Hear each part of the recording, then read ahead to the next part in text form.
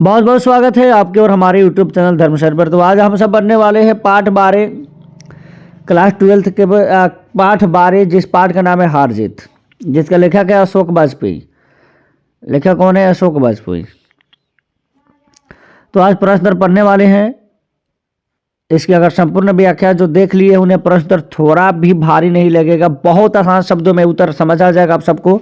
जो नहीं देखे हैं डिस्क्रिप्शन में लिंक दिया गया है, पहले इसकी व्याख्या देख लीजिए।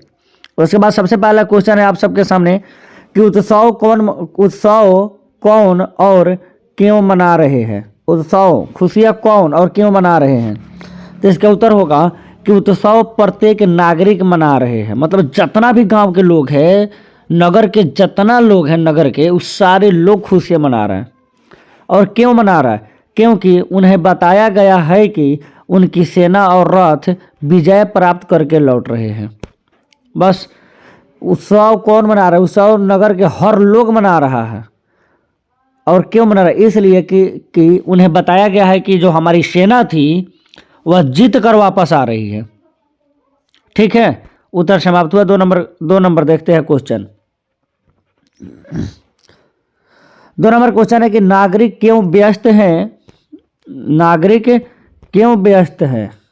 यहाँ नागरिक क्यों व्यस्त है? क्या उसकी व्यस्तता जायज है?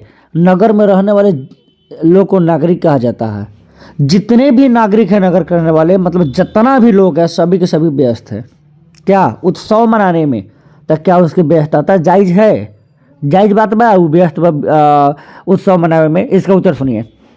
नागरिक उत्सव मनाने में व्यस्त हैं।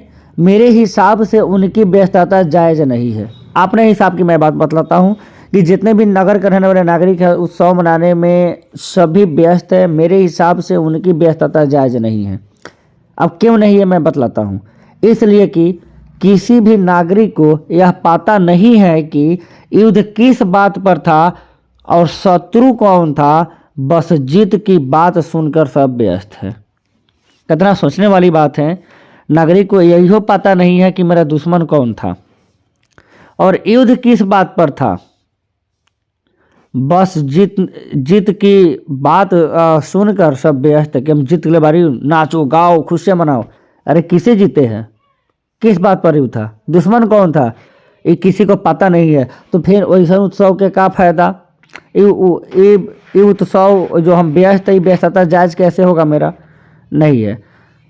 तो चलिए यह भी क्वेश्चन का उत्तर समाप्त हुआ। 3 नंबर क्वेश्चन देखते हैं। 3 नंबर क्वेश्चन है आप सबके सामने, किसकी विजय हुई? मतलब किसकी जीत हुई? सेना की कि नागरिकों की? कवि ने यह प्रश्न क्यों खड़ा किया? यह विजय किनकी है? मतलब यह जीत किनकी है? आप क्या सोचते हैं बताएं। मतलब हम क्या सोचते हैं, तू सब का मतलब तुम सब क्या सोचते हो, अपनी अपनी सोच को बताना है। तो किसकी विजय हुई? मतलब युद्ध जो लगा था किसकी जीत हुई? सेना जीता है कि नागरिक जीता है? कवि ने यह प्रश्न क्यों खड़ा किया है? या वाकई में यह विजय किनकी है? आप क्या सोचते हैं? ये प्रश्न आएगा। तो आइए हम देखते हैं कि यह विजय किनकी है। आज जीता कौन है, सेना की नागरिक? ठीक है, उत्तर देखते हैं इनका। किनकी विजय हुई? सेना किनकी विजय हुई? यहाँ किनकी विजय हुई? सेना की कि नागरिकों की? कवि ने यह प्रश्न इसलिए खड़ा किया है कि ये भोली भाली जनता कैसी है? भोली भाली है। हर जनता भोली भाली है। ये भोली भाली जनता या नागरिक विजय की बात सुनकर उत्सव मना रहे हैं, लेकिन हम यह सोचते हैं कि यह विजय शासक की हुई है। यह विजय राजा का हम सोचते हैं, हम अपना सोच बताए कि जो यह जीत हुआ है ना, यह जीत इसमें राजा जीता है। नागरिक कैसे जीत सकता है? नागरिक का बेटा ही तो लड़ने गया है बॉर्डर पे। आज जिसका बेटा मर गया होगा उसके लिए कैसी जीत बताओ। वही कहते कि किसकी विजय हुई, सेना की कि नागरिक की? कवि ने यह प्रश्न इसलिए खड़ा किया है कि यह भोली भाली जनता या नागरिक विजय की बात सुनकर उत्सव मना रहा है, लेकिन हम यह सोचते हैं कि यह विजय शासक वर्ग की हुई है। राजा का हुआ है यह विजय, आम नागरिक को कहाँ हुआ है? उसका तो बेटा खोया हुआ है। यह क्वेश्चन भी समाप्त। स्क्रीनशॉट मारना चाहते हैं तो मार लीजिए। 4 नंबर क्वेश्चन, 4 नंबर क्वेश्चन कर रहा है कि खेत रहने वालों की सूची। खेत रहने का अर्थ होता है युद्ध में शहीद हो जाना। खेत आना, युद्ध में शहीद हो जाना, मुहावरा का अर्थ होता है। खेत रहने वालों की सूची अब प्रकाशित है, कहने का मतलब है कितना बहुत आदमी मर गया है, इस सूची अप्रकाशित है। कितना बताया जाए, जितना बताया जाए उतना कमे बा। इतना ना लोग मर गया है, इतना ना लोग मरल है, जितना बताया उतना सब कम बा, बहुत। उस सूची ही तैयार ना कर सकते हो, इतना लोग मारा है। इस पंक्ति के द्वारा कवि, इसके आगे है कि क्या कहना चाहता है। खेत रहने वाले की सूची अप्रकाशित है, इस पंक्ति के द्वारा कवि क्या कहना चाहता है, तो इसके उत्तर समझिए। देखिए कि खेत रहने वालों की सूची अप्रकाशित है, खेत रहने वालों की सूची अप्रकाशित है, इन पंक्ति के द्वारा कवि यही कहना चाहा है कि ये शासक वर्ग मतलबी होते हैं, ये शासक वर्ग मतलबी होते हैं, सिर्फ अपनी फिक्र करते हैं। युद्ध में, यहाँ युद्ध में कितने, एक बार फिर से देख लीजिए, ये खेत रहने वालों की सूची अप्रकाशित है, इन पंक्ति के द्वारा कवि यही कहना चाहा है कि ये शासक वर्ग मतलबी होते हैं, सिर्फ अपनी फिक्र करते हैं, सिर्फ अपनी फिक्र करते हैं। युद्ध में कितने, आगे देखते हैं, युद्ध में कितने सैनिक शहीद हो गए, इससे उन्हें कोई मतलब नहीं रहता है। किसको? जो राजा है, शासक है, जो सत्ता में है। युद्ध में कितने सैनिक शहीद हो गए हैं, इससे उन्हें कोई मतलब नहीं रहता है। कविता में इस पंक्ति की सार्थकता शासक वर्ग के सच्चाई को दिखाना है। यह कविता क्यों लिखा गया? कवि ने यह कविता ये इसलिए लिखा कि शासक वर्ग के सच्चाई को हम बता सके कि वो राजा के कोनो मतलब नहीं है, कितनों लोग मर जाए, कितनों लोग खेत आ जाए, जितना कितना लोग शहीद हो जाए, इसे उसका कोई मतलब नहीं है। उसके बाद नेक्स्ट क्वेश्चन देख रहे हैं 5 नंबर, सड़कों को क्यों सींचा जा रहा है? कल व्याख्या में बताए थे, सड़क सींचने का काम कौन करता है? बूढ़ा मशक वाला। पीठ पर वो थैली रखा रहता है, वो थैली चमड़ा का बना होता है। पीठ पर के जो थैली होता है ना, वह चमड़ा का बना होता है, उसमें पानी रखता है और उसी से सींचता है सड़क को, मतलब सड़क पर पटाता है ताकि धूल गर्दा ना उड़े बड़े बड़े लोगों को आने के लिए। तो हमारी सेना और रथ गाजे बाजे के साथ विजयी प्राप्त कर लौट रहे हैं। हमारी जो सेना है, सेना और रथ है, गाजे बाजे के साथ, गाना बज रहा है, डीजे बज रहा होगा, विजय प्राप्त कर लौट रहे हैं। उसने ना, उसके होगा कि उसके स्वागत में, क्या? उसके स्वागत में सड़कों को सींचा जा रहा है। पता चला सड़कों को क्यों सींचा जा रहा है? सड़क को इसलिए सींचा जा रहा है कि हमारी सेना और रथ गाजे बाजे के साथ जीत के वापस आ रहे, उनके स्वागत में सींचा जा रहा है कि थोड़ा सा धूल न उड़ जाए उन पर। ठीक है, आइए 5 नंबर समाप्त हुआ। 6 नंबर देखते हैं। 6 नंबर क्वेश्चन है कि बूढ़ा मशक वाला क्या कहता है और क्यों कहता है? बूढ़ा मशक वाला है, जो मशक वाला किसे कहते हैं? जो रोड सींचता है, जो रोड को सींचने की जिन पर जिम्मेवारी है, उसे मशक वाला कहा जाता है। मशक चमड़े का बना होता है। बूढ़ा मशक वाला क्या कहता है और क्यों कहता है? सुनिए उत्तर।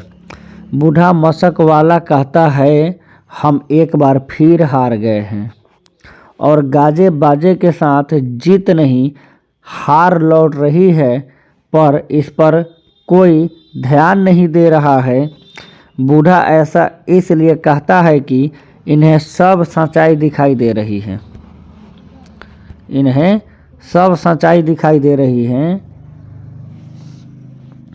लेकिन उनकी जिम्मेवारी सड़क सींचने की है, सच बोलने की नहीं है। लेकिन उस बूढ़े की जिम्मेवारी क्या है? सिर्फ सड़क सींचो, सच नहीं बोलो। वही एक बूढ़ा है जो कहता है सारा का सारा नागरिक नाच रहा है, गाजे बाजे के साथ खुश है।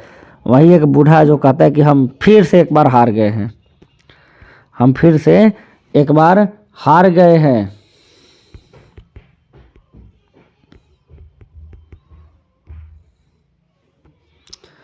कहता है कि हम फिर से एक बार हार गए हैं और गाजे बाजे के साथ जीत नहीं, हार लौट रही है।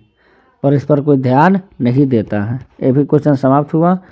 आइए 7 नंबर क्वेश्चन देखते हैं कि बूढ़ा मशक वाला किस जिम्मेवारी से मुक्त है। तो देश की जिम्मेवारी से मुक्त है, वो सिर्फ सड़क सिंचने की उस पर जिम्मेवारी है। सोचिए अगर वह जिम्मेवारी उसे मिलती तो क्या होता।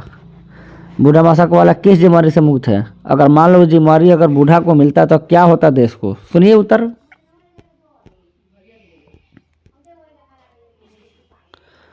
बूढ़ा मशक वाला देश की जिम्मेवारी से मुक्त है। किस जिम्मेवारी से मुक्त है, देश की जिम्मेवारी से मुक्त है। मेरे विचार से अगर वह जिम्मेवारी बूढ़े मशक वाला को मिलता तो प्रत्येक नागरिक को, मेरे विचार से अगर वह जिम्मेवारी बूढ़े मशक वाला को मिलता तब प्रत्येक नागरिक को क्या, आगे प्रत्येक नागरिक को जिम्मेवार बना देता। कौन, बूढ़ा। उत्सव के स्थान पर सोचना सिखा देता कि खुश हो रहा है कि जीत गए, सोचो, सोचना सिखा देता। देश उन्नति की ओर जाता। ठीक है, बहुत बढ़िया क्वेश्चन का उत्तर मिला। आइए अब देखते हैं 9 नंबर क्वेश्चन। 9 नंबर क्वेश्चन है कि जिन पर है वे सेना के साथ ही जीत कर लौट रहे हैं। क्या, जिन पर देश की जिम्मेवारी है उस शासक वर्ग का, उस सेना के साथ ही जीत कर लौट रहा है। वो भी नहीं सोच रहा है कि हम सेना के साथ ही जीत कर लौट रहे हैं। कौन, जिन पर देश की जिम्मेवारी है। कहने का मतलब है कि जिन पर है क्या, देश की जिम्मेवारी, वे सेना के साथ ही जीत कर लौट रहे हैं। वो भी नहीं सोच रहा है कि हम जीते हैं कि हारे हैं। जिन किनके लिए आया है, वे सेना के साथ कहाँ से आ रहे हैं, वे सेना के साथ क्यों थे, क्या जीतकर लौटे हैं दूसरे देश से। कि जिन पर है, किन पर, जिन पर है मतलब देश की शासक पर है, सेना के साथ मतलब जिस पर देश की जिम्मेवारी है वो सेना के साथ ही जीत के लौट रहा है। जिन किनके लिए आया है, शासक वर्ग के लिए आया है। वे सेना के साथ कहाँ से आ रहे हैं, विजयी होकर आ रहे हैं। वे सेना के साथ क्यों थे, क्योंकि सेना जीत कर आ रही थी। क्या जीत कर लौटे हैं, दूसरे देश से युद्ध। तो उत्तर सुनते हैं। इसका उत्तर होगा कि जिन पर है वे सेना के साथ जीतकर लौट रहे हैं। यहाँ जिन शब्द शासक वर्ग के लिए आया है। ये तो पहले कहे कि जिन शब्द किसके लिए आया है, शासक वर्ग के लिए आया है। वे सेना के साथ युद्ध क्षेत्र से आ रहे हैं। वे सेना के साथ इसलिए गए थे कि हार या जीत सेना के हाथों में निहित होता है। कोई भी लड़ाई सेना लड़ते हैं, शासक नहीं। वे दुश्मनों को हरा कर जीत कर लौटेंगे, लेकिन इसमें कहीं ना कहीं जीतने वालों की हार है। ठीक है, इसके देख लीजिएगा, स्क्रीनशॉट लेना चाहे तो ले लीजिएगा ताकि आराम से बैठकर इसे पढ़ सकें। एक बार ये आपका उत्तर है। 9 नंबर क्वेश्चन है कि गद्य कविता क्या है, इसकी क्या विशेषता है। इस कविता को देखते हुए परखते हुए बताना है। तो छोटी और तर्कपूर्ण कविताएं गद्य कविताएं हैं। इसकी यही विशेषता है कि संक्षेप में ही सारी बात को उजागर कर देता है। बात खत्म। कि गद्य कविता क्या है, तो छोटी और तर्कपूर्ण कविताएं गद्य कविता है। इसकी यही विशेषता है कि इस संक्षेप में ही सारी बात को उजागर कर देता है। ये भी हो गया उत्तर। 9 और 10 का देखते हैं अब। 10 नंबर क्वेश्चन की कविता में किस प्रश्न को उठाया गया है, आपकी समझ में इसके भीतर कौन कौन से प्रश्न उठते हैं। उत्तर होगा कि किस युद्ध में सेना और शासक गए थे, युद्ध किस बात पर था, शत्रु कौन था। अतः कविता में इसी प्रश्न को उठाया गया है। मेरी समझ में इसके भीतर से और अनेक प्रश्न उठती है। कौन कौन, उत्तर याद देखिए। 1 नंबर प्रश्न उठती है कि युद्ध में सेना कितनी गई थी, कितनी वापस आई। सोचने वाली बात है। जितना जाती है सेना युद्ध के बाद उतना वापस तो नहीं लौटती, बहुत सारे शहीद भी हो जाते हैं। 2 नंबर में युद्ध में किसकी विजय हुई है, सेना की, शासक की या नागरिक की। यह सोचने वाली बात है। 3 नंबर, समाज में निम्न वर्ग के हाथों में देश की जिम्मेवारी क्यों होती है?